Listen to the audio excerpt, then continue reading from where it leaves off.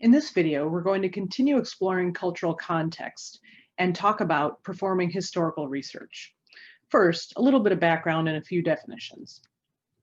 So we're going to be demonstrating something called the breadcrumb method. It's very common in the humanities, and it's actually a really good method to use no matter what discipline you're working with. We're specifically going to use it on historical research, but you can also use it if you're doing, for instance, a lit review with critical articles or secondary sources as well.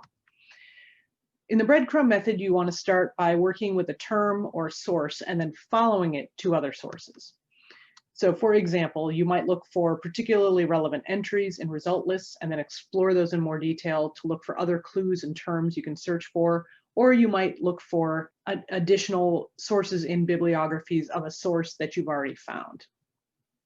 You can also check the subject categorization for a source and then look for other sources in that category. Subject categorizations are a defined vocabulary, and so knowing that specific terminology can lead you to other sources. Or you can review a source and look up citations that are attached to a particularly relevant point in that source. The point here is to follow the breadcrumbs to more information. Now, before we actually start doing our searching, let me just remind you of some terms that are useful when we do any kind of search. And those are our Boolean operators. And is restrictive. It requires all the terms to be included in the result. Or is comprehensive. It'll increase the number of hits because it will include both of the terms that are connected by that operator. And not is exclusive. It eliminates hits based on specific criteria. So just to visualize, let's take a look at some Venn diagrams. In this one, the only things that will be returned are the things in the purple area, that overlap between the blue and the red circle. That's and. With or, on the other hand, all of the things will be returned from both circles and the space in between. So that's the most comprehensive one. And finally, with not, you'll get returned the hits that are related to the search, but not the things that are excluded. The excluded hits in this diagram are marked in red. So keep those in mind. We'll get to those in a little bit as we do some library searching as we're following our breadcrumbs. But first, let's start with some primary historical searches. We're going to return to the Chronicling America database that we talked about with the Ballad of Birmingham example. So in that case, as you recall, we were looking up a specific historical event. In this case, let's say we're doing some research about a broader historical topic. Say we read the play Raisin in the Sun, and then we wanted to explore more about housing discrimination in the period when that play was written. Let's go ahead and use that term, housing discrimination.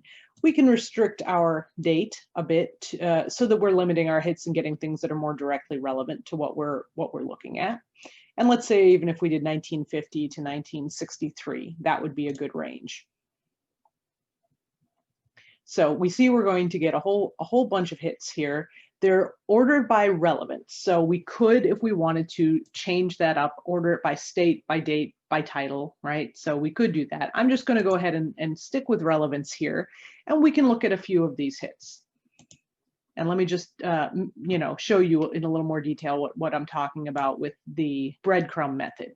Notice it's highlighting our terms for us. But what I'm interested in doing is taking a look at the story itself to see if there are any more clues in here that I can use to help expand my investigation of this topic in the period. So this one right off the bat has an interesting term here. It's referring to CORE, and then it glosses that as the Congress of Racial Equality. So that might be something useful. That seems like another clue. It seems like an organization that was involved in civil rights, certainly, and seems to have been connected to housing discrimination cases. So let's say, after reading a few of these sources, we decide that CORE is something we want to know more about, and that's going to help us to understand what was going on in the civil rights movement related to housing discrimination. So what would be the first thing that you would probably do is to Google this, Congress of Racial Equality. Now notice, the first hit that comes up is Wikipedia. Okay. Then we've got one from history.com. Again, okay, but we could probably find an even more credible source than that. And take a look at this third one here. It's got an edu. Now that's not always a guarantee anymore, but King Institute sounds like that might be a decent source. And when we click on that and take a look, we realize this is coming from the Stanford Martin Luther King Jr. Research and Education Institute. So this would be a pretty solid source that we could use to get some basic encyclopedic information about the Congress of Racial Equality, or CORE. So there's a lot of great information here. Now, let's say we want to explore more closely the connection between CORE and housing rights in America. So go to our library databases, and that's just www.lords.edu library. And let's say we're not even quite sure which databases we want to use to perform this search. That's okay. We can use the big blue search button on the main library homepage, and that's going to look through all of the databases and just return a ton of hits for us. So we're going to have to think about how to restrict those, but let's just go ahead and start. So what if we did our search like this? We get over 1 million hits, and we realize this might not be quite what we're looking for. Let's try instead the advanced search, and let's use those Boolean operators to our advantage. So first of all, we'll move this down here, and let's start with CORE, but this time let's spell it out, because just using the acronym CORE, that might not be specific enough, and that could return results we don't want, like things about apple cores or the core of the earth, right? So let's be a little more specific about what we're talking about when we're talking about CORE. Let's make sure we're using AND, which, as I mentioned, is the restrictive operator. If we were to use OR, we would increase even beyond that 1 million hits. Let's try to narrow that down with AND and be more specific in the term we're searching for. And let's take a look again at what comes up in our list. 600,000, that's still quite a lot.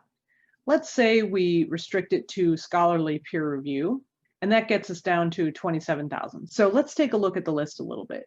This hit looks really interesting. Hemmed in, the struggle against racial and restrictive covenants and deed restrictions in post-World War II Chicago.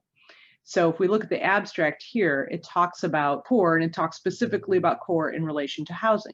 So this could be a really good hit for us, and it definitely is covering a period that we may be interested in, maybe a little bit earlier than we're talking about, but certainly we're in the ballpark there.